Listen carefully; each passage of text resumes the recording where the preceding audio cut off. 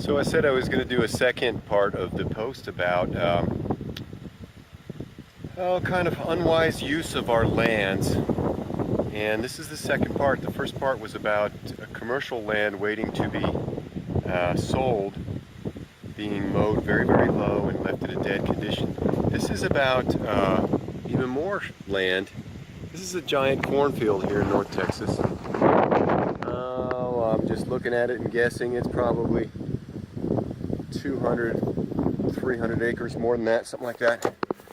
And this is either going to be completely plowed under and wasted, or it's going to be ground up for pig feed. But it's been sitting out here, and you can say it's been a dry year. Whatever the reason, I'm going to show you what the corn looks like inside of it. There it is. It's about as long as my index finger. But you know, who knows, maybe we'll get a rain and he'll be able to use it. But there it is.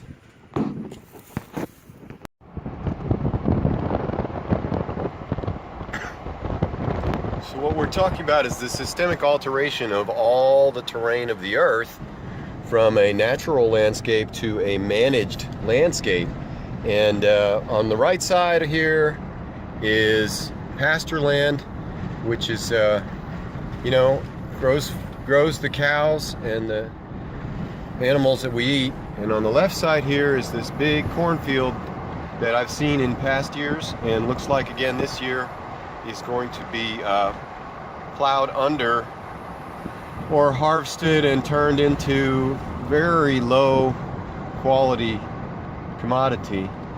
Whereas you know, we haven't allocated any land to natural regenerative forces. We do have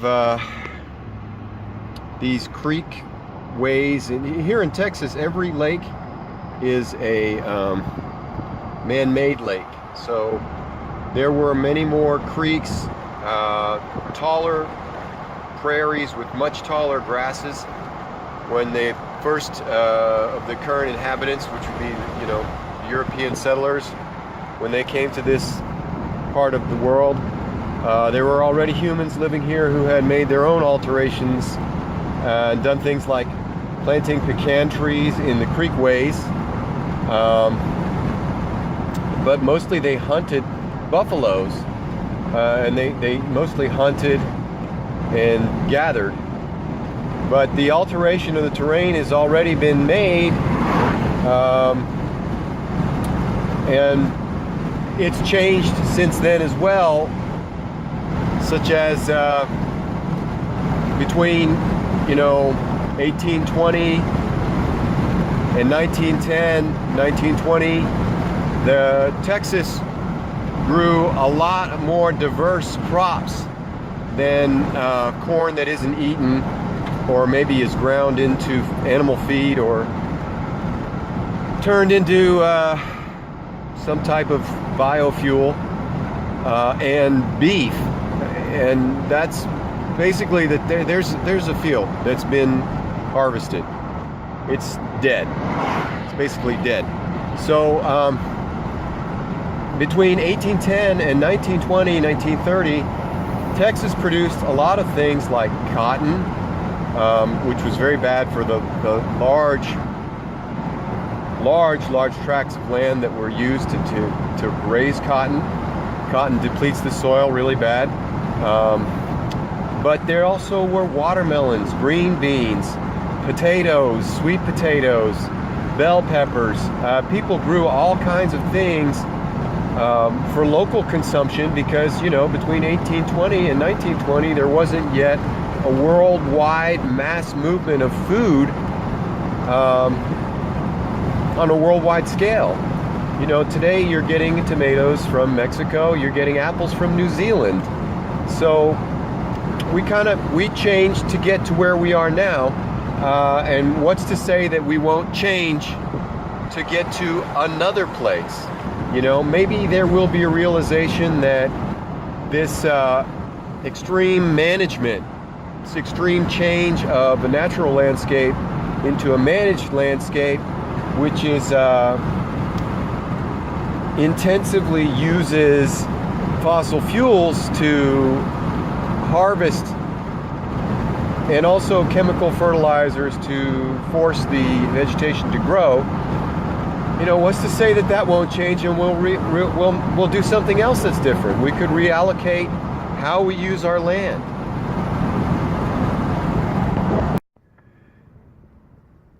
So you'll see out here, if you look at the landscape, there's some degraded fields. The pasture is quite low, and anywhere it's been mowed really low. And one of the things I was saying is that when the first European settlers came here, they talked about grass that was 9 feet tall, 12 feet tall, taller than men riding on horseback. And all these trees that we're passing right now, they just line the sides of the roads, or they form divisions between hay acreage and cornfields. But one of the things I was talking about, that here in Texas, the way the landscape was altered, is the lakes. The lakes, the creek systems were diverted more into these planned lakes. And all the lakes in Texas are man-made. So we do have a lot of wetlands and creek areas that are nice and wild and aren't really disturbed at all. That would probably be the only places in Texas that were wild. There isn't really very much wild in the countryside. It's been managed through 2 to 3, successions of doing different things with it. The first settlers raising things like cotton and their row crops and their food crops, and also making fields for pasturage for their cows. And then the second group, since agribusiness and chemical agriculture, is divided basically between corn and pasturage. That's about it. There's not that much else happening on this land other than people really enjoying having these great big open fields, which is cool. I mean, it's all cool. It's all good. But what's to say that we won't want to make another change yet and let a little bit higher, see, here's another piece of ground, just totally dead. It's been destroyed and killed. And they'll do this every year. So some of those cornfields I was talking about, I see them do it year after year. If you have an ideal year where there's enough rain and you get a good crop of corn, they harvest it. But like this year is more of a normal year. We're a pretty dry climate overall. And I've seen them plow it right back into the field. Why do they do that? Well, it's because of the policies, the financial policies of the government that ensure crop production against losses. And also, you pay less taxes on agricultural land, which you have to, make fall into certain. Here's a nice group of cows on a really low mode. There's a pretty deteriorated field right over there, trying to do something with itself.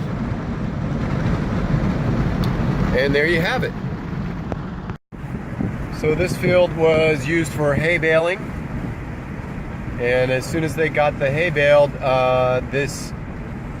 people talk about invasive species or non-native species, but the grass that's growing behind the hay that they baled is something called Johnson grass, which I believe is from Asia. I don't really buy into the whole invasive species being a terrible thing idea. I can understand people not liking certain kinds of fish that eat the other fish, Asian carp, destroying an ecosystem in a river. But something like the Johnson grass, you know why it's thriving there is because that's all that field can do. So these non-native species, well, we brought in so many other plants from other parts of the world that we like. You know, it's all a question of what do we want and what do we like. So weeds thrive where nothing else can thrive.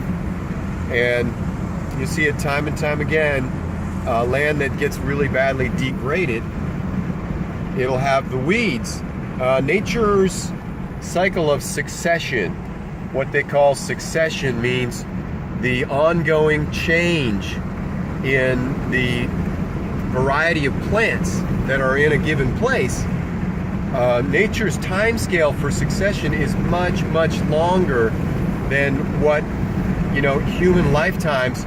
And then people that understand these things know that this succession process where different kinds of plants will move in and they'll change the geography, they'll change the land, they'll change the nutrition of the land, they'll change the water retention and the shade of the land, and then they'll pass on and something bigger or more complicated or different will move in through this time called succession.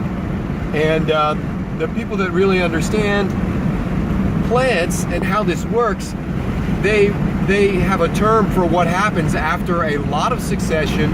They call it a climax ecosystem.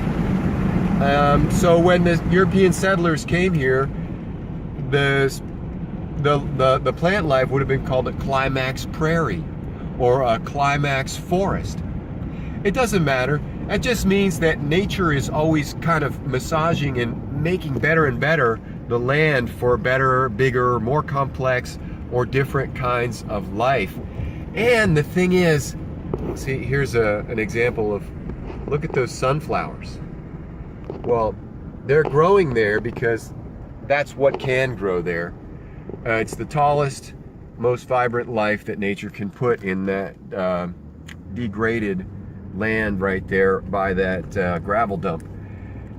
So here again, vast fields of very low cut, you know, got to use fossil fuels to cut this stuff so low.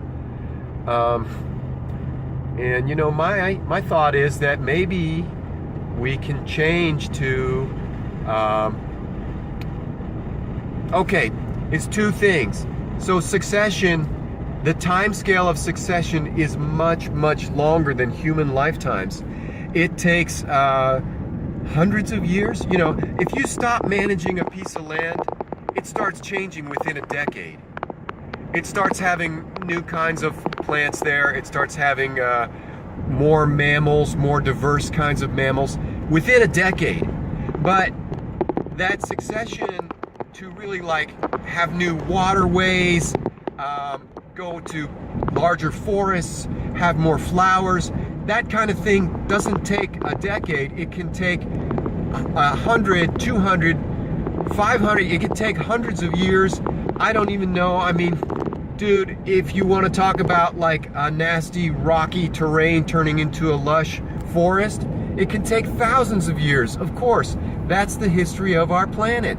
The history of our planet is the evolution of better and better ecosystems over the rock of the planet. It's the living planet, yo. So my idea is, you know, we know that we can have massive influence over the earth, over the terrain, the topography, and the ecology, the plant life of the earth. So we can continue doing what we do and what works, that's made us so successful, have so much nice food and a comfortable life to live on this planet. But we can augment that and set aside some portion of the land to provide us with the ecosystem services that we need: more oxygen generation, better management of water runoff, better wildlife, more plant life that provides what's called the ecosystem services. So, you know, oh, you could, here's a gigantic cornfield that looks like, it looks like it's gonna get plowed under or just turn to dust for some very low energy return usage. I'm sorry, but this is just a financial subsidy. Huge cornfields.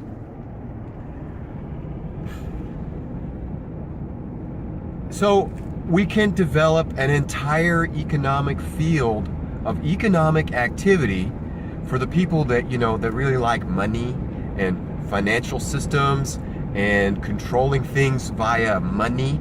For those people, we can develop this gigantic money producing system that is the assistance of the succession of plant life in these depleted and degraded lands that we've left after we've harvested many years and changed things so much.